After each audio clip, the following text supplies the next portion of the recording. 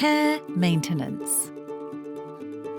Before cleaning, always make sure that the appliance is switched off, unplugged, and has cooled down completely. To clean the sole plate, only ever use a damp cloth. To clean the soft material on the handle and the high glossy surface, use a damp cloth only.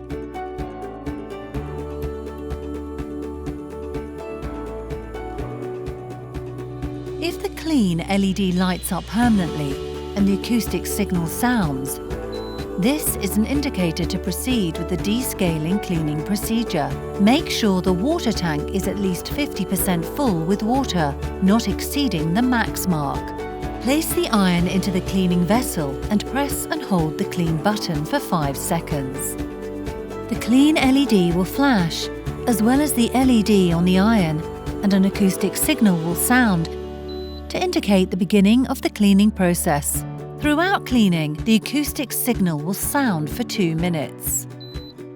When the process is complete, the clean LED and iron LED will turn off.